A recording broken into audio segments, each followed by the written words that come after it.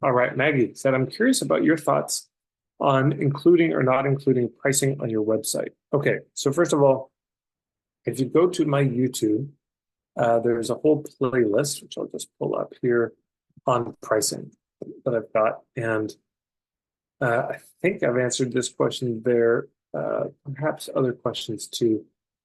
Let me just pull this up.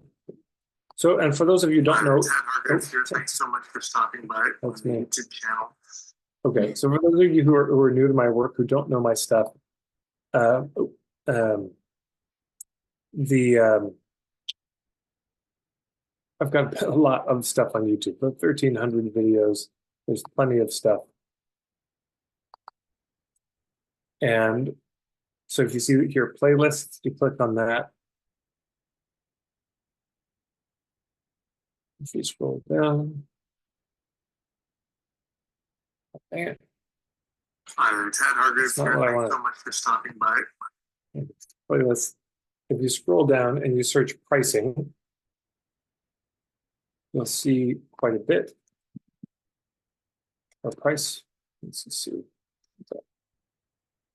There we go. Here's the playlist. So I'll just put this in the chat. But hi there, Ted Hargreaves Marketing. Yeah. So there's 21 videos just on pricing. But let me speak to your question directly. I just wanted to make sure everyone knows that this is all here. So pricing. There you go. Okay, it's a fairly simple question. Yes, I am a fan of putting the price up. I know I have colleagues who disagree with me on this, but you're asking my take on it. So I personally, I want to see the price when I'm buying something. I do not want to get into a one-on-one conversation with somebody having no idea what the price is. That seems like a setup for drama and disappointment. It seems like a setup for you spend an hour, it's a really great fit in every other way, and you get to the price and they say, oh, that is way more than I was expecting or more than I can afford. It just seems like a rough idea. Now, sometimes you may not be able to quote the exact price because you may have to customize it a bit, but I still think it's like, here's the ballpark. It's going to be in this range. So, depending on how we decide to work together. But the minimum for this kind of a package, this sort of offer that you can expect to pay is $2,000, $3,000. That's for me. I don't even want to talk to somebody if they're unsure about the money. But then what happens is, okay, so if we go back to this, this image here, right? This. Go back to this. Here's my question for all of you to think about. So we got this model. My question for you is, where in this model would you put the sales conversation? Right? Where does it go here? I'll tell you where. Right here. It's the fucking tiniest tip of like, where's the pitch? Where's the sales conversation, the discovery call? It's so small. It's like right at the very top. And what I mean by that is this. I call these the 5 fundamentals. And the case that I want to make is if you don't handle those 5 fundamentals, then everything has to be loaded into the sales conversation, right? Like if your ethics aren't good, if your niche is fuzzy, you don't have a discernible point of view, your business model is shitty, so you're really just relying on the next client, the next client, next client, and there's no hubs, so it's a cold approach, meaning you're talking to a stranger and they don't know you, then suddenly you sit there and you realize, wait a second, the chances of them signing up are so low. So if my agenda is to get them to buy, I suddenly have to use all the tricks. And I could refer you to the book, Influence, The Psychology of Persuasion by Robert Cialdini, full of a lot of tactics. He didn't write it. He wrote it so that people wouldn't get hoodwinked by these things. But these tactics work. I could love bomb you. Right in the call, I could be like, Maggie, oh, man, you are so fantastic, man. Maggie, I just love your work. You have just such a glow about you. What a smile, Maggie. I could do all this appreciation and then I could give lots of examples and name drop use social proof. And I could use reciprocation. I said, hey, Maggie, you know what? I'm just going to send you this free thing. Hey, I normally charge $500, but I just want you to have this. And now Maggie's feeling really good. And Then I say, and I've got this deal, but it's a time limited thing. It's only on the table for the next 5 hours, and there's only this many spots. And I'm making up the scarcity and urgency. There is no actual urgency. It's all bullshit just to get you to buy. But if I do those things skillfully, Maggie is very likely to buy. These tactics work, but they can get people to buy. They just can't get them to be loyal. Yeah, and they can't get people to stick around. What happens in those situations, if all this is missing, is refunds. within 24 hours, people are asking for their money back. Or worse, they don't. And they stick around. Shit, now you got to deal with them.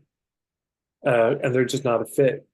So what I'm saying is, if you proceed ethically, and your real agenda is not to get the sale, but to go for the truth of if it's a fit or not, you have a very clear niche. That means the person who is sitting across from you or considering working with you, looking at the sales page for, the thing, relevance is already established. They're already leaning in like, oh, this helps me with the kind of problem I have. If your point of view is really clear, you're going to filter out a lot of people. So there'll be people who look at your point of view and say, I disagree. They don't want to work with you. And other people who are going to lean in more. So now there's credibility and there's trust. And then if the business model is good, and part of business model is coming up with offers. So if it's a really well-crafted offer, you really thought it through. And that does include the price, but even just the structure of the offer. It's like, oh man, that sounds like a good time. What? This many weekend retreats and this many one-on-one sessions? Oh, that's exactly what I'm looking for. All the structure of it. And here's the kicker. If they heard about you from a hub, if they heard about you from somebody they trust entirely, right? Somebody who just has never led them astray, and they say, you know what? If you're struggling with that, you need to talk to Maggie. She's the one. Go look at her. Yeah, if they hear from a hub, and now they're looking at that page, you see how different it is. Somebody cold looking at a sales page versus somebody where the niche is clear, the point of view is clear. Maybe they followed you on social media for a while. It's a really well-structured offer. And somebody said, suddenly the high price doesn't matter as much. But if you're lacking those things, you may need to hide the price because nobody's going to sign up.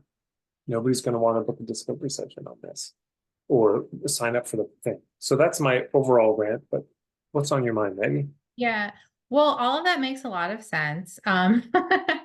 I have gone back and forth with including my pricing, and I think maybe one of the issues I'm having is that, so I create websites and branding for other creative solopreneurs, and one of the issues I'm having is that I have one offer right now that works, that I've been repeating. Like, I have a solid process.